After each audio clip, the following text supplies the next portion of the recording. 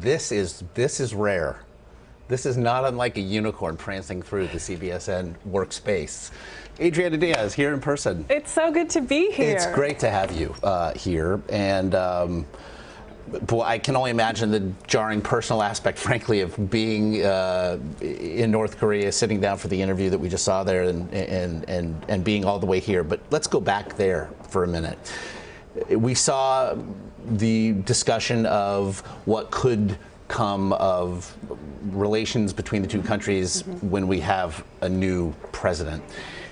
What challenges, though, will the new president face in dealing with a country that seems as though it has no real interest in making any sort of change, sanctions or no? Right.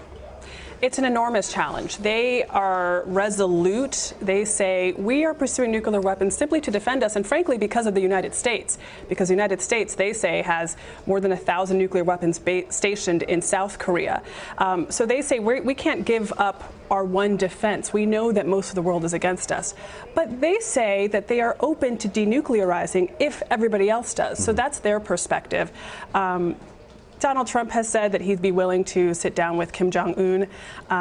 There are hurdles that would have to be met and passed in order for that to happen. One person told us that what they want to see, the U.S. has to give something up in order for them to really come to the table. So they want the U.S. out of South Korea. They want no nuclear threat that they say is coming from the U.S. and some other things in order to even have a meeting. So there are huge obstacles, and this is not a country that wants to play ball with the rest of the world and wants to follow what the U.S. wants. They feel like South Korea and other countries are quote-unquote puppets of the U.S. They talk about American imperialism. You know, they are really in a wartime mentality because the Korean War never officially ended. And you feel it in a sense. I was going to say, you know, that harkens back to decades ago. Interestingly, we've had many foreign policy experts on the program speak to the fact that when you get past the immediacy of the humanitarian crisis in the Middle East and Syria, that North Korea is really the issue that looms.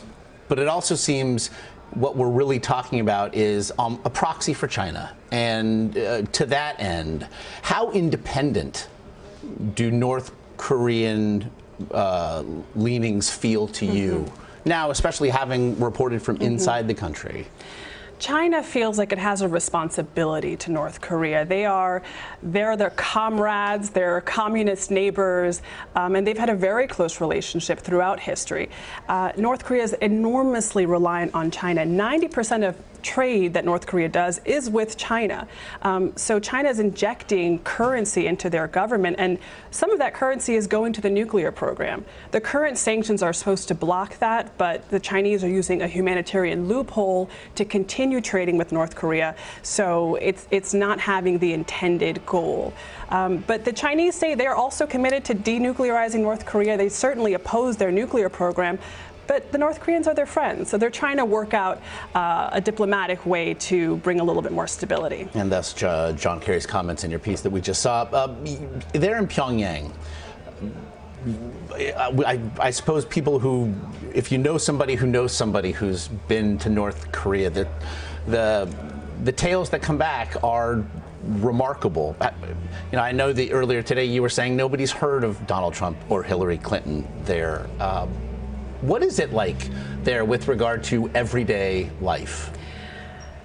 It is very unusual, to say the least. Look, you have no independence. You're always with a government guide. You can't leave the hotel. You can't travel or go or report on what you want. They make decisions about where you should go and what you should see and who you should talk to. We weren't allowed to approach people on the street to try to do interviews. We were allowed to talk to people at the places where they took us, but we don't know if those people were really there for us or if it was a more organic situation. We couldn't go into businesses. We wanted to really see how these sanctions are affecting their country, and it was hard to tell because we really didn't have insight into their economy. How, just on the streets, how interested in you do the citizens seem? Which is to ask, in certain places where just, let's say, Westerners don't go, or maybe television cameras don't go, you will be surrounded by people who find you and your coworkers curious, your technology curious. What's it like there? I think we stood out like a sore thumb. And people had probably never seen someone that looked like me in North Korea. And little kids really, like, they would see us and go, "Ah!" But then they got excited and they were curious, and we saw them watching us, out of the corner of their eye. It was an unusual experience, but at the end of the day, once you approach someone, once you start talking to them, they're just people like all of us. Yeah. And they're curious about you and where you're from. And we would tell them that we were American, and they didn't have a problem with that. But they did say, we hate your country and your government, but we think American people are okay. I spoke to this little boy at a school, and he said, the Americans are bad to us.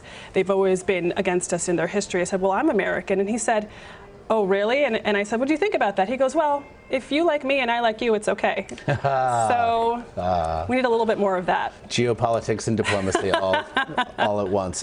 Look, from the bridge that you couldn't pay me enough money to get to important work, really vital work here. It's great. Everything you're doing over there is great. It's great to see you. Thank you so much. Thanks for being here. I guess we'll see you in like a year and a half or so. Adriana Diaz, as always.